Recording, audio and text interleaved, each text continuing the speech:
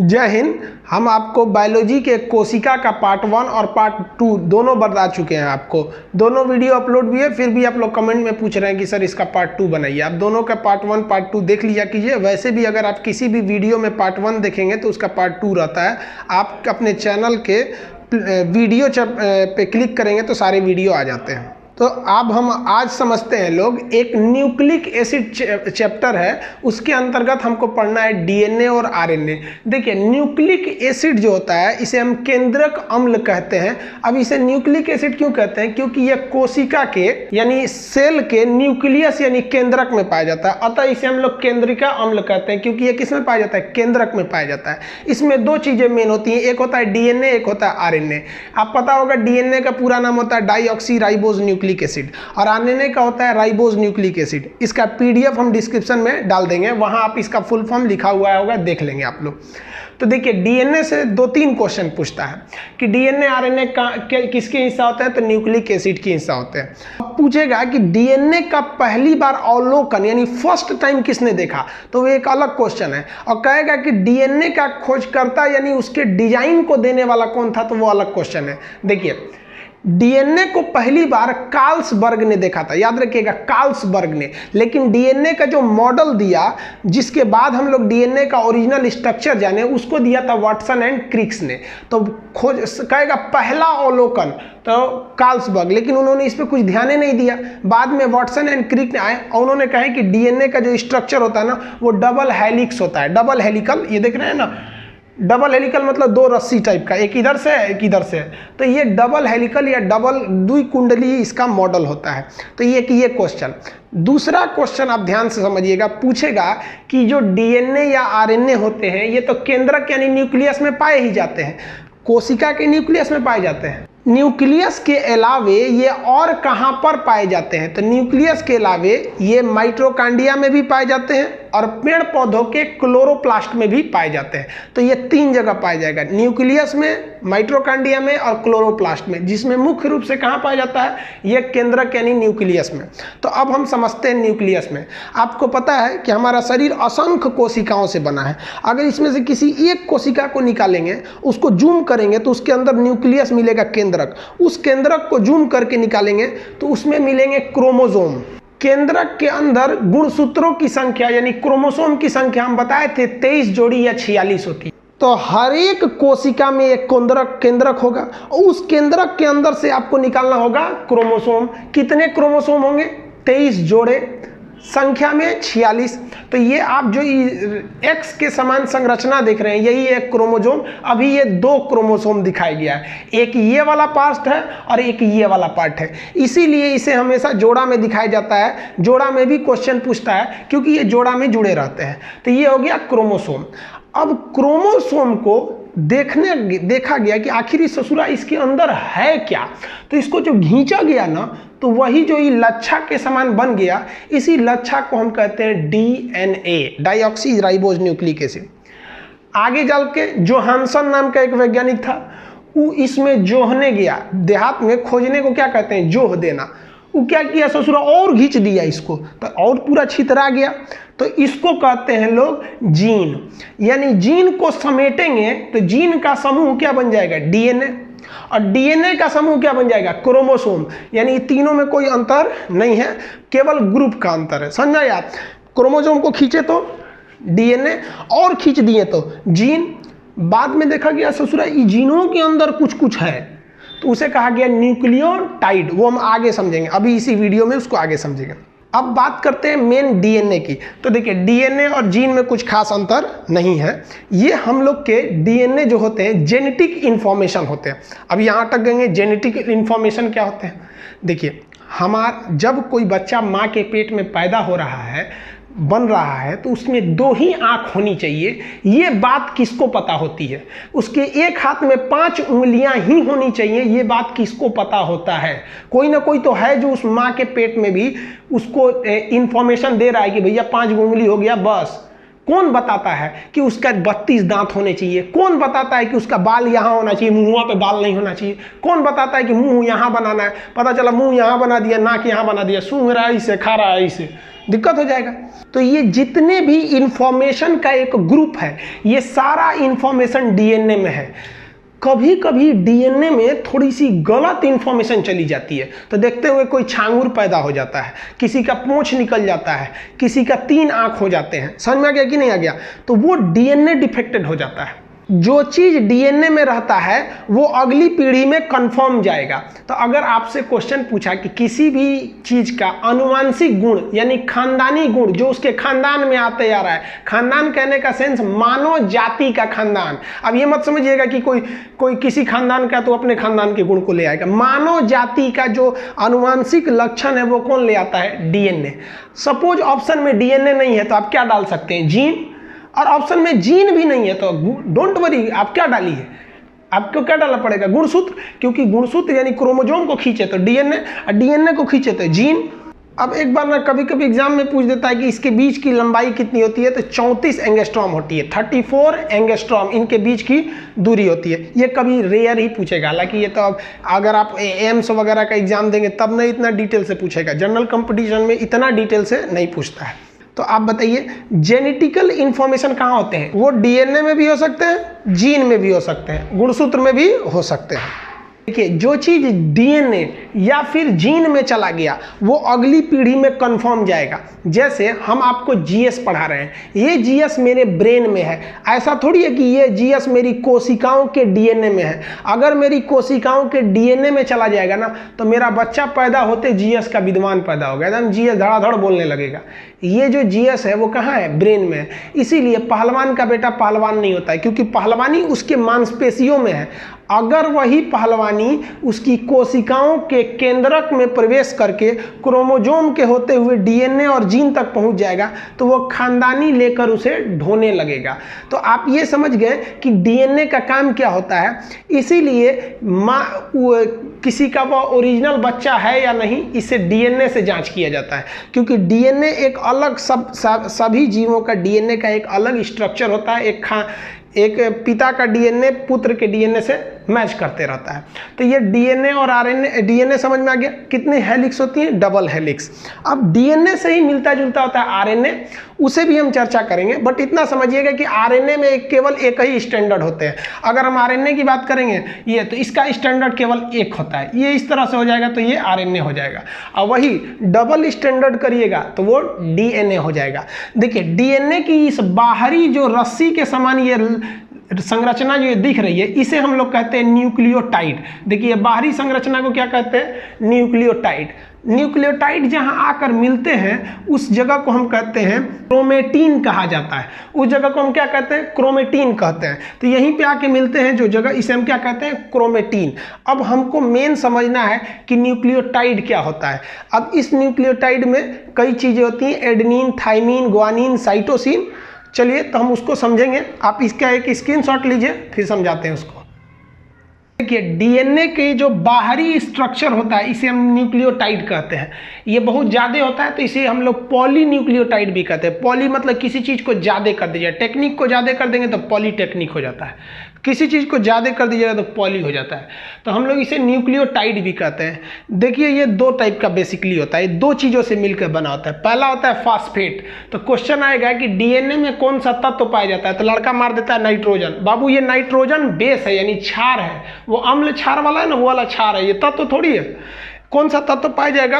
तो फास्फोरस पाया जाता है, फास्फेट के फॉर्म में रहता है। तो समझ में आ गया आपको, पहला फास्फेट हो गया। अब दूसरा समझिए न्यूक्लियोसाइड। और ये न्यूक्लियोसाइड 2 भाग में बंटता है, एक सुगर और एक नाइट्रोजन बेस।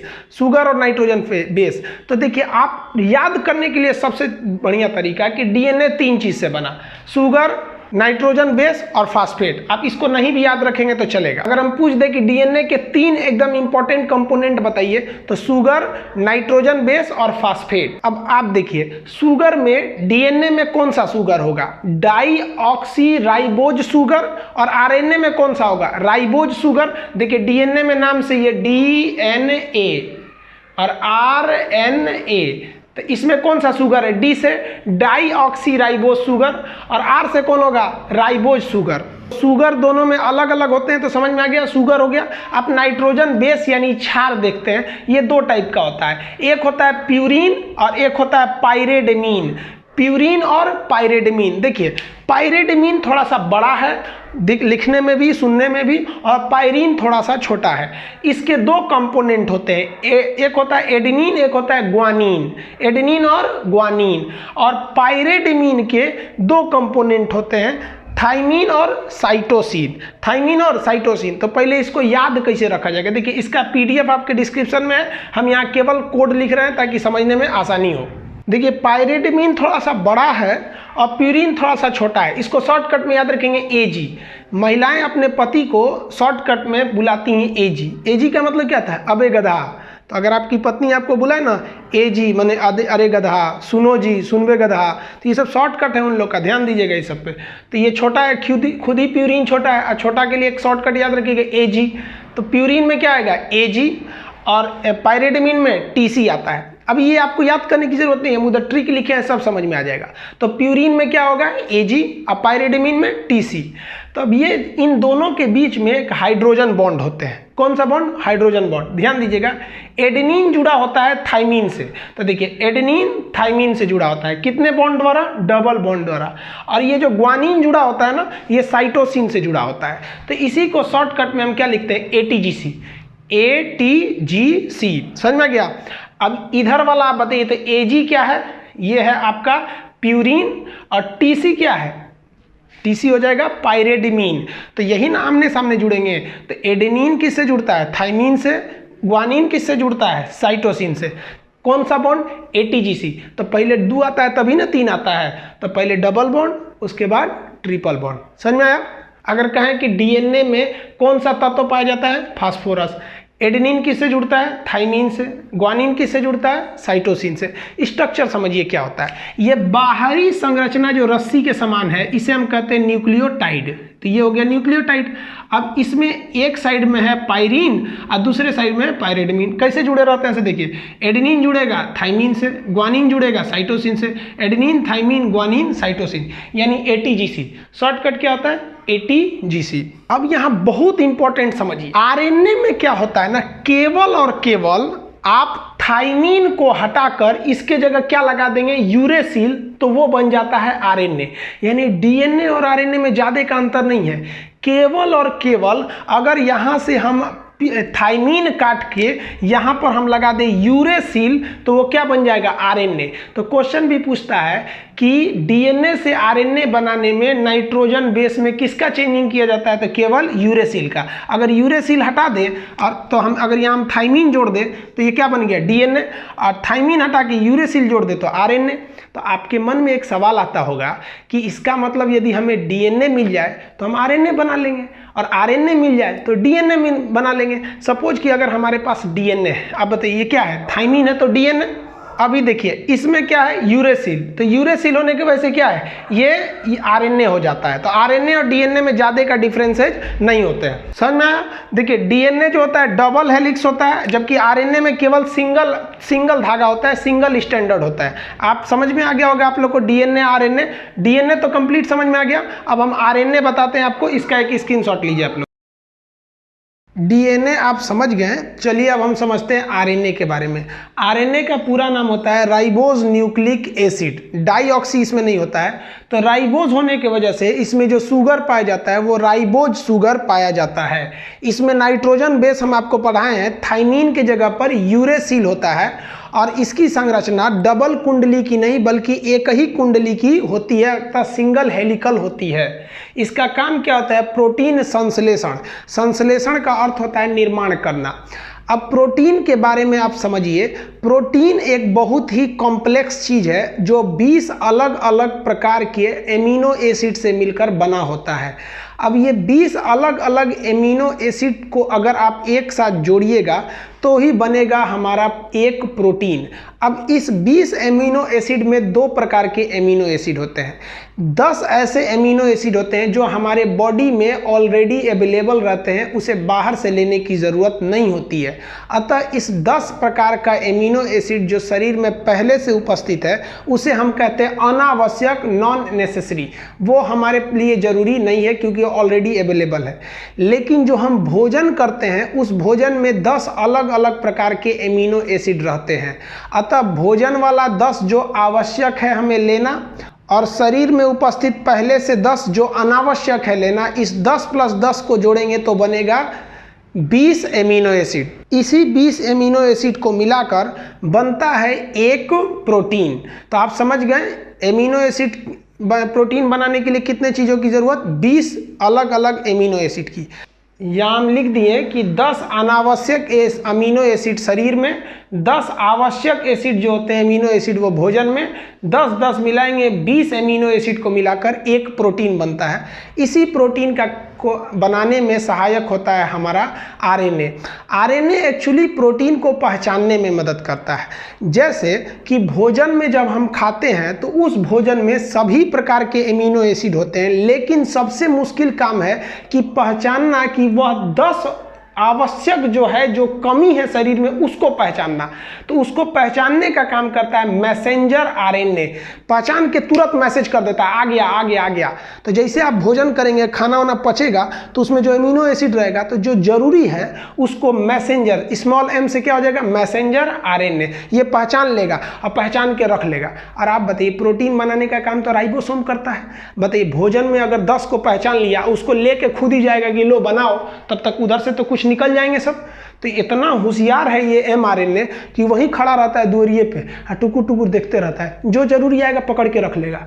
और ये मैसेंजर आरएनए खुद नहीं हिलता है, ट्रांसफर आरएनए को बोलता है, टीआरएनए। देखिए पहला अक्षर छोटा होना चाहिए, टी फॉर ट्रांसफर, इसको बुलाता है और कहता है कि रे टीआरएनए जल्दी जल्दी पकड़े हैं, ले जाओ इसको ले जाओ, ये यही जरूरी है, 10 को तो पहले से है, यही ले जाओ। तब वो लेके जाता है, टुकुर टुकुर देखते रहता है, आओ बताते हैं तुमको, एक को जाने नहीं देंगे। तो बताइए अमीनो एसिड की पहचान यानी मैसेज कौन दिया, मैसेंजर आरएनए। परिवहन करके कौन ले गया, ट्रांसफर आरएनए। कहाँ ले गया, जहाँ प्रोटीन बनता है। कहाँ बनता है, तो राइबोसोम के पास, तो वहाँ लेके जाएगा राइबोसोम के पास। तो राइबोसोम आरएनए उसको क्या बना देगा, प्रोटीन बना देगा। तो 20 अलग अलग एमिनो एसिड से क्या बन गया, हमारा प्रोटीन। 10 आवश्यक की पहचान किया मैसेंजर आरएनए, पहचाने हुए एमिनो एसिड को राइबोसोम तक ले गया ट्रांसफर आरएनए, वहां उपस्थित राइबोसोम आरएनए राइबोसोम के साथ मिलकर मदद किया प्रोटीन बनाने में। तो ये प्रोटीन बनाने में क्या करता है, मदद करता है। संश्लेषण मतलब होता है बनाना, समझ आ गया। आरएनए के प्रकार कितने हो गए, 3 प्रकार के आरएनए हो गए। आरएनए से डीएनए बनाना बड़ा इजी होता है। आप यूरेसिल के जगह थाइमीन कर दीजिए तो डीएनए, और थाइमीन के जगह पे अगर यूरेसिल कर दिए तो आरएनए। तो चलिए हम समझते हैं कि कैसे डीएनए से आरएनए और आरएनए से डीएनए बनता है। आप इसका स्क्रीनशॉट लीजिए, फिर समझाते हैं। देखिए अगर एक डीएनए है तो वो डीएनए खुद से एक और डीएनए बना लेता है, यानी अपने की तरह एक फोटोकॉपी बना लेता है। उस डीएनए से एक और डीएनए बना लेना अर्थात खुद की एक प्रतिलिपि तैयार करना रेप्लिकेशन कहलाता है। यानी एक डीएनए से एक और डीएनए बना लेना रेप्लिकेशन के नाम से जाना जाता है। ये समझ में आ गया। अब देखिए अगर आप चाहते हैं डीएनए से आरएनए बनाना, तो आपको बताएं कि डीएनए में उपस्थित थाइमीन को हटाकर उसके जगह यूरेसिल लगा दीजिए। तो डीएनए से आरएनए बनाना ट्रांसक्रिप्शन कहलाता है। डीएनए से आरएनए बनाना ट्रांसक्रिप्शन, और आरएनए से वापस डीएनए बना देंगे तो इसी क्रिया को उल्टा कर दीजिए तो उसे कहते हैं रिवर्स ट्रांसक्रिप्शन। यानी आरएनए है और डीएनए बनाना है तो उसे क्या कहेंगे, रिवर्स ट्रांसक्रिप्शन। देखिए इसी रिवर्स ट्रांसक्रिप्शन के आधार पर आपके कोविड-19 वायरस की जांच की जाती है। उसके जांच को हम लोग क्या कहते हैं, आरटी-पीसीआर। आरटी-पीसीआर के बारे में अभी हम नेक्स्ट वीडियो में उसको समझा देंगे। अभी आप यहाँ केवल डीएनए से आरएनए समझिए। तो एक डीएनए से ही डीएनए बना देना रेप्लिकेशन, डीएनए से आरएनए ट्रांसक्रिप्शन, आरएनए से वापस डीएनए रिवर्स ट्रांसक्रिप्शन। और अगर आप आरएनए को भी तोड़ दीजिएगा तो वो बन जाएगा प्रोटीन, उसे कहते हैं ट्रांसलेशन। अब आप प्रोटीन से ना आप आरएनए बना सकते हैं, इधर से वापस नहीं आ सकते हैं, इसलिए यहाँ तीर का निशान लौटने का नहीं है, यहाँ तीर का निशान लौटने का भी है, जाने का भी है। तो डीएनए से डीएनए रेप्लिकेशन, डीएनए से आरएनए ट्रांसक्रिप्शन, आरएनए से वापस डीएनए रिवर्स ट्रांसक्रिप्शन, आरएनए से प्रोटीन क्या कहलाता है, ट्रांसलेशन। समझ में आ गया आप लोग को? ये आप डीएनए और आरएनए के बारे में कंप्लीट समझ गए। इसका स्क्रीनशॉट ले लीजिए, डिस्क्रिप्शन में इसका पीडीएफ अवेलेबल है। नेक्स्ट वीडियो में हम आपको समझा देते हैं कि कोविड-19 की जांच आरएनए और डीएनए से कैसे की जाती है।